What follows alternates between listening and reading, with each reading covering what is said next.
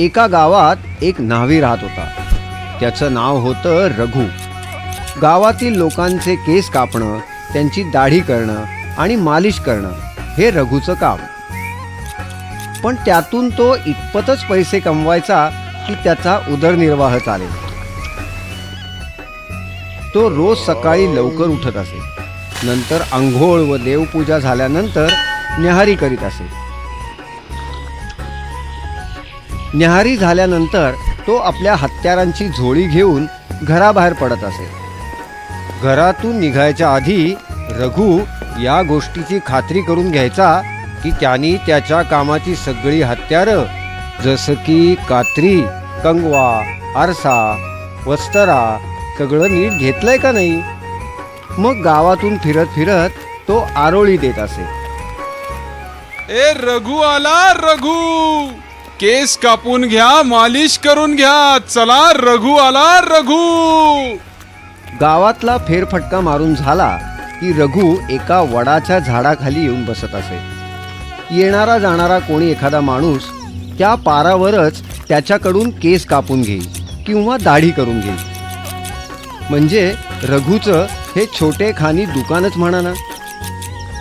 एकदा रघु असाच वडाच्या झाडाखाली बसला असता एक गावकरी त्याच्याकडे आला आणि म्हणाला, अरे रघु, अरे तू इथं काय करतो? अरे तिकडे सरपंच कवापासनं तुला शोधत्यात. अरे जा की बाबा घरला, त्यांच्या लई चिडल्यात ते. अरे बापरे, हो मी लगेच जातो.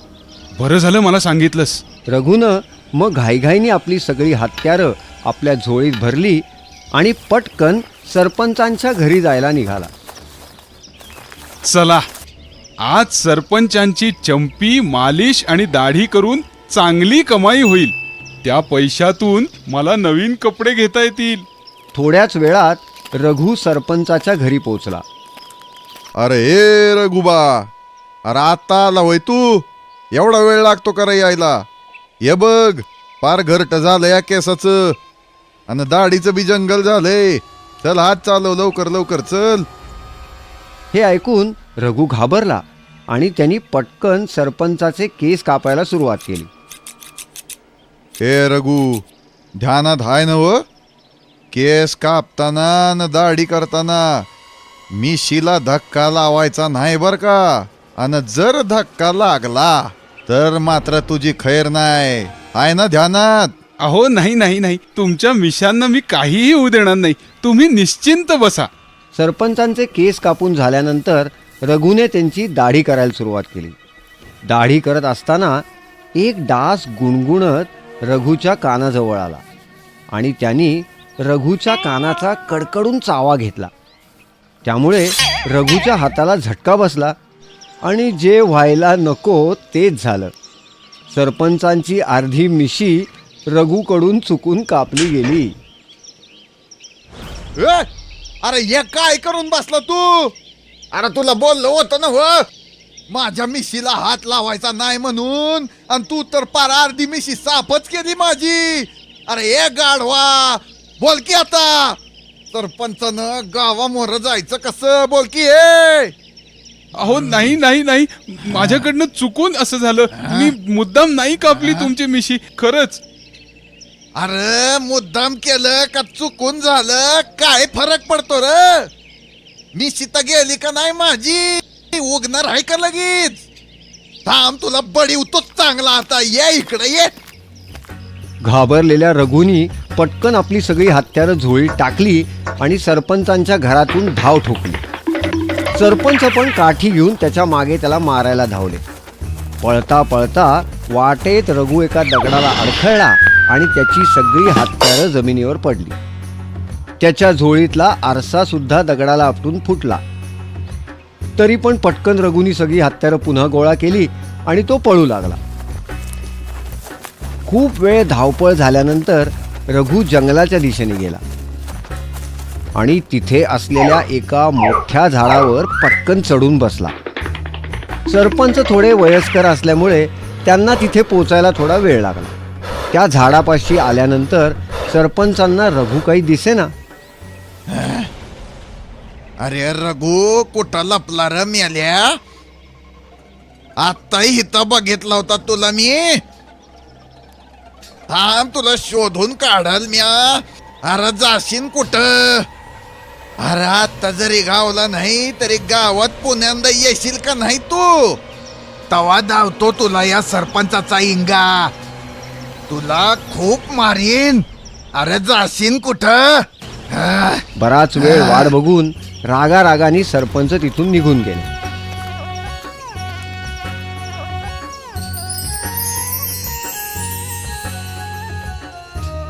रघुला जेव्हा सरपंच नक्की गेले याची खात्री झाली तेव्हा तो झाडावरून उतरला आणि स्वतःशीच म्हणाला, आता जर का मी घरी गेलो तर सरपंच काय मला सोडणार नाहीत.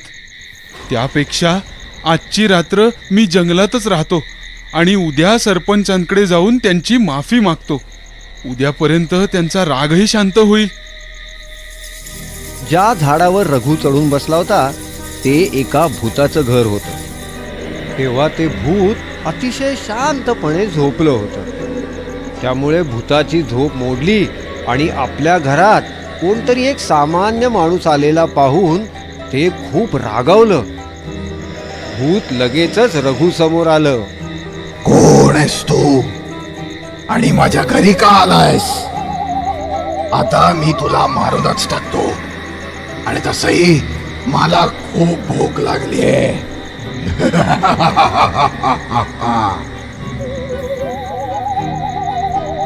रघु खूप घाबरला, भीतीने थरथरायला लागला. पण त्याने विचार केला की भूत आपल्याला खाणार हे नक्की, म्हणजे आपण मरणार हेही नक्की. पण मग आपण थोडासा प्रयत्न करून बघू आपला जीव वाचवायचा. मग रघुनी सगळं बळ एकवटलं, आपल्या मनाशीच काहीतरी ठरवलं आणि तो त्या भूताला म्हणाला, असं वाटतंय की तू काही मला ओळखलेलं नाहीयेस. मी काही उगाच आलो नाही इथे. मी रोज रात्र झाल्यावर या जंगलात येतो आणि माझ्या पिशवीत भूतांना पकडून नेतो. मला काय मूर्ख समजलास तू? तू काहीही सांगशील आणि मी काय विश्वास ठेवायचा? तुला माझं म्हणणं पटत नाहीये का? ठीक आहे, काही हरकत नाही.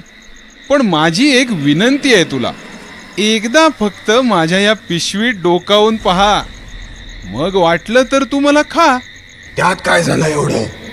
मी भूत आहे, भूत. मला कोणी काही नाही करू शकत. रघुनी मग मस्त युक्ती केली. त्याच्या झोळीत आधीच फुटलेला एक आरसा होता.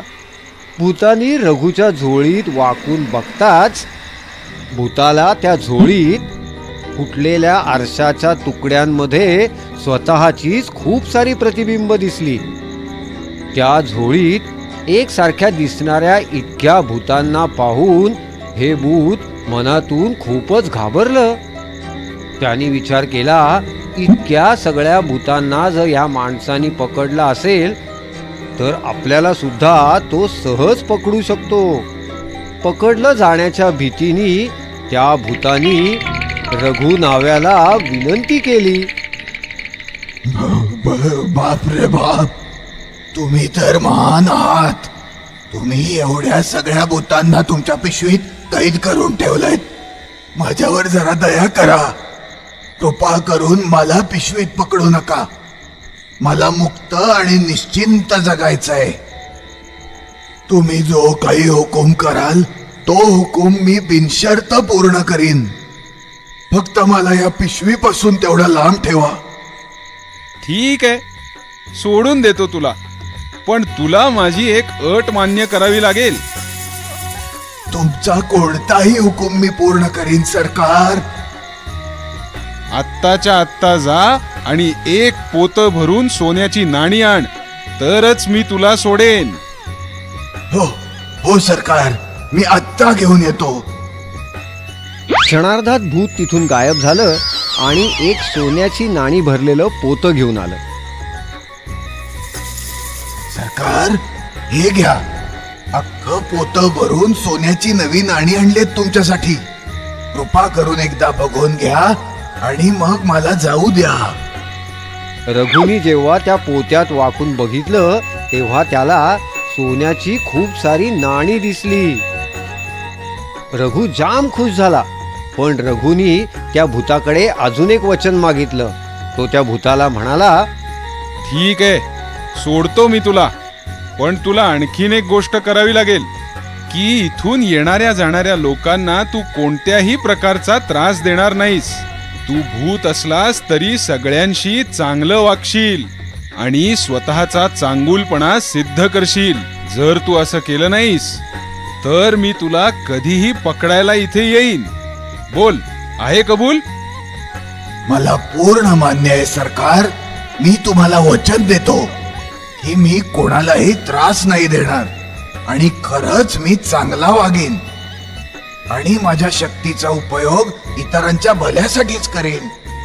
भूताकडून तसं वचन घेऊन रघु ते सोन्यानी भरलेलं पोतं घेऊन जंगलातून आपल्या घरी आला. आता तो खूप श्रीमंत झाला होता.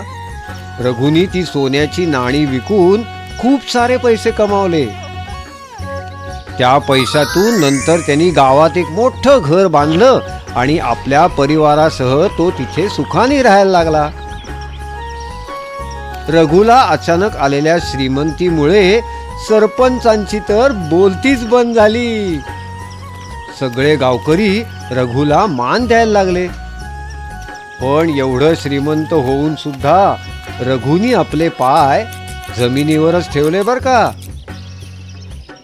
उरलेले पैसे रघुनी संकट काळासाठी घरात साठवून ठेवले आणि आयुष्यभर लोकांची सेवा करून कष्ट करूनच पैसे कमावले. तात्पर्य, या गोष्टीतून आपल्याला असा धडा मिळतो की संकटाच्या वेळी न घाबरता शांतपणे विचार करून त्यातून सुटकेचा मार्ग काढला पाहिजे. नवनवीन गोष्टी आणि गाडी घेऊन आम्ही लवकरच परत येत आहोत तुमच्या भेटीला.